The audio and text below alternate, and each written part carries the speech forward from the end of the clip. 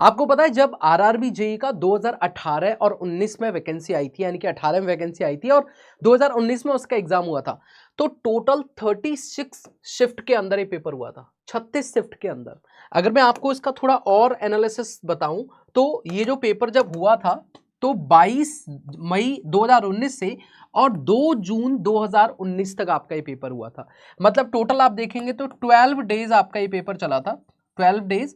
और इसमें भी देखेंगे तो 3 shift each day, 3 shift per day, ठीक है। तो मतलब एक दिन में 3 शिफ्ट हुई थी, जैसे कि 22 को 3 शिफ्ट, फिर 23 को, 24 को, मतलब संडे को भी एग्जाम हुआ था, तो 22, 23, 24, 25, 26, 27, 28, 29, 30, 31, 1 और 2, मतलब टोटल आप लोगों का ये 36 शिफ्ट में हुआ। तो 12 दिन में, एक दिन में 3 शिफ्ट हुई, तो टोटल मिला के 36 शिफ्ट में आपका पेपर हुआ था आरआरबी जेईई, जब ये 2018 में वैकेंसी आई थी और 19 में जब इसका पेपर हुआ था। आज इस वीडियो में मैं आप लोगों को क्या बताने वाला हूं पता है, कि आपने ये तो देख लिया कि आपका एग्जाम पैटर्न क्या होता है, थोड़ा सा और ओवरव्यू में दे देता हूं जल्दी से। देखो, एग्जाम का जो पैटर्न और जो प्रोसीजर है, selection procedure, that is very easy. कि यहाँ पे समझना, मतलब मैं नहीं कहूंगा ये इजी है, इसको समझना इजी है। पहले आपका सीवीटी 1 होगा, ये सिर्फ क्वालिफाइंग नेचर का होगा। फिर आपका सीवीटी 2 होगा, ये इससे आपकी मेरिट लिस्ट बनेगी। फिर उसके बाद में आपका डॉक्यूमेंट वेरिफिकेशन होगा और चौथा आपके पास मेडिकल टेस्ट होगा। और आपके समय को बचाने के लिए मैंने यहाँ पे सीवीटी 1 और सीवीटी 2 का जो एग्जाम पैटर्न है वो भी दिखा रखा है, और उसमें क्या क्या चीजें इंपॉर्टेंट है, कहां पे कैलकुलेटर अलाउड होता है, कहां नहीं होता, सब कुछ आपको बता दिया है। तो यहाँ पे आपको पता है 4 सेक्शंस में डिवाइड किया हुआ है, टोटल 100 नंबर का पेपर होगा आपका, 90 मिनट में आपको इसको करना होगा। और जो पीडब्ल्यूबीडी वाले स्टूडेंट को 120 मिनट मिलेंगे। एक क्वेश्चन 1 नंबर का रहेगा, नेगेटिव मार्किंग 1/3 की रहेगी, ये सिर्फ क्वालिफाइंग नेचर का है। सीवीटी 2 में नॉन टैग के साथ टैग भी देखने को मिलेगा। टोटल पेपर 150 क्वेश्चंस का होगा, एक क्वेश्चन 1 नंबर का ही रहेगा, लेकिन यहाँ पे टाइम बढ़ के 120 मिनट्स हो जाएंगे।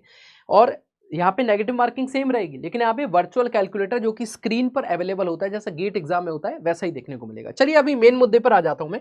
मेन मुद्दे के आधार पर है हमारा सिलेबस। आपको पता है जब 2019 के अंदर जब पेपर हुआ था, तो 2019 के अंदर भी सेम सिलेबस था। यानी कि अगर मैं सीवीटी 1 के ऊपर खासकर बात करूं तो ये ऑफिशियल सिलेबस है सीवीटी 1 का, मैथमेटिक्स का, जनरल इंटेलिजेंस एंड रीजनिंग का, जनरल अवेयरनेस का और जनरल साइंस का। मुझे पूरी उम्मीद है कि आप लोगों ने सिलेबस को पढ़ लिया होगा, और यूट्यूब पर हमारे ही चैनल पर बहुत सारी वीडियोज हैं जिनके अंदर इस सिलेबस का काफी डिटेल डिस्कशन भी किया गया है। लेकिन आज हम लोग बात करेंगे कि आई होप आप लोगों ने पढ़ना शुरू कर दिया होगा, नो डाउट आप लोगों ने पढ़ना शुरू कर दिया होगा इस एग्जाम के लिए। तो ये भी जान लीजिए कि जब आप लोग इसको क्वालिफाइड नेचर वाले एग्जाम को देने जा रहे हैं तो कौन से सब्जेक्ट में, कौन से टॉपिक से कितने क्वेश्चन आए। जैसे सबसे पहले मैं आप लोगों से जनरल साइंस की बात करता हूं। अब देखो जनरल साइंस कितने मार्क्स का है, अगर आपको यहां पे भी देखा था तो आपका जो जनरल साइंस है वो 30 मार्क्स का है। मतलब एक अच्छा खासा वेटेज ना मेंटेन कर रखा है, ध्यान से देखेंगे तो अच्छा खासा एक वेटेज मेंटेन कर रखा है। 30 नंबर की जनरल साइंस आती है जिसमें, और अगर मैं सिलेबस की बात करूं तो इस 30 नंबर में आपका फिजिक्स, केमिस्ट्री और लाइफ साइंस आएंगी। 10th स्टैंडर्ड यानी कि सीबीएसई सिलेबस का जो 10वीं क्लास तक का आपका सिलेबस है उसमें से ही पूछा जाएगा। अब कहां से सबसे ज्यादा क्वेश्चन आए उसको भी देख लें।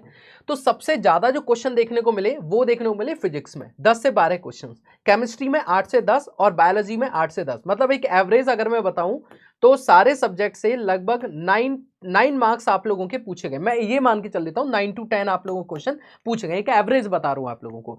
अब आप बोलोगे सर ये एग्जैक्ट वैल्यू होनी चाहिए थी ना क्वेश्चंस की, तो फिर ऐसे कैसे हुआ।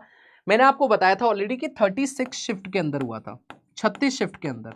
तो अगर 36 शिफ्ट की मैं बात करूंगा तो कहीं पर आपके पास इससे 9 क्वेश्चन पूछे गए, कहीं पे 10 क्वेश्चन, किसी में फिजिक्स के 12 क्वेश्चन पूछे गए, किसी में 10 क्वेश्चन पूछे गए, किसी में 11 क्वेश्चन पूछे गए। तो इस आधार पर मैंने आप लोगों को बताया, तो आपको इसको इक्वली पढ़ना होगा, फिजिक्स को, केमिस्ट्री और आपके लाइफ साइंस को। नेक्स्ट पॉइंट है आपके पास में, अगर हम लोग दूसरा सब्जेक्ट देखें तो दैट इज द रीजनिंग। अब मैं रीजनिंग के मार्क्स की भी बात करूं और सिलेबस की बात करूं तो रीजनिंग के जो मार्क्स हैं आपके पास वो कितने हैं, दैट इज 25 मार्क्स की रीजनिंग आती है, अच्छे खासे मार्क्स हैं। और अगर मैं बात करूं यहाँ पे कौन से टॉपिक से क्या कुछ पूछने को मिला, तो जैसा आपको पता है कोडिंग डिकोडिंग से 3 से 4 नंबर का एवरेज एक देखने को मिला था। दूसरा पॉइंट, सीरीज में से भी 4 से 5 क्वेश्चन, ब्लड रिलेशन के 2 से 3 क्वेश्चन, एनालॉजी के 2 से 3 क्वेश्चन, सिटिंग अरेंजमेंट के 3 से 4 क्वेश्चन, क्लॉक का 1 से 2, कैलेंडर के 2 से 3 क्वेश्चन, डिसीजन मेकिंग के 3 से 4, सिमिलरिटी एंड डिफरेंसेस के 3 से 4, डायरेक्शन सेंस के आपके 4 से 5 और नॉन वर्बल रीजनिंग के 4 से 5। इसका मतलब जो हाईली स्कोरिंग सब्जेक्ट रहे वो आप लोगों के, एक तो ये वाला पार्ट है आप लोगों का, एक ये पार्ट है और एक ये पार्ट है।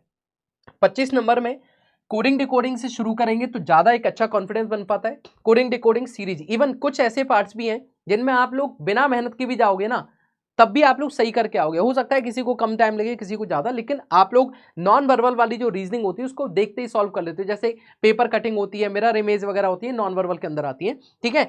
और डायरेक्शन सेंस भी बहुत आसान टॉपिक होता है, इसको थोड़ा सा प्रैक्टिस करके आप लोग अच्छे मार्क्स निकाल सकते हो, ठीक है। तो अभी फिलहाल में मैं आप लोगों को सिर्फ ये बताऊंगा कि कहां से कितने क्वेश्चन पूछे गए। इनकी स्ट्रेटजीज के लिए आप लोगों को अलग अलग जो हमारी नॉन टेक्निकल टीम है वो आप लोगों को बताती रहती है, चाहे वो पेड क्लासेस हो, चाहे वो हमारी यूट्यूब की क्लासेस हो।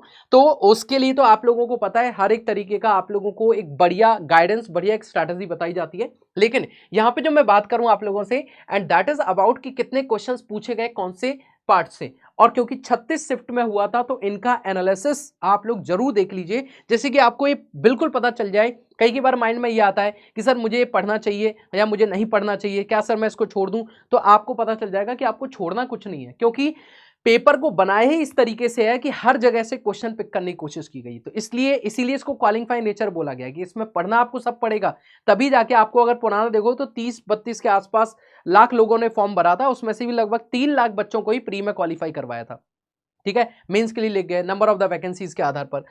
आगे देखते हैं हम लोग, that is the general aptitude, यानी कि मैथ्स के बारे में। अब मैथ्स का भी जो वेटेज है वो काफी ठीक ठाक है भाई। वेटेज कितना है आप देखेंगे तो मैथ्स जो है वो 30 नंबर की है, तो मैथ्स और साइंस ही सबसे ज्यादा है।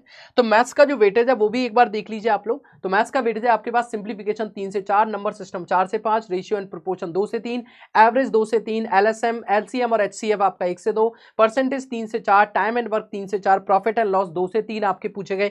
टाइम एंड डिस्टेंस की बात करूंगा 2 से 3, एंड एसआई एंड सीआई यानी कि सिंपल इंटरेस्ट और कंपाउंड इंटरेस्ट आपके पास 2 से 3, ट्रिग्नोमेट्री यानी कि त्रिकोणमिति आपसे 1 से 2, और स्टैटिक्स आपसे 3 से 4 पूछा गया।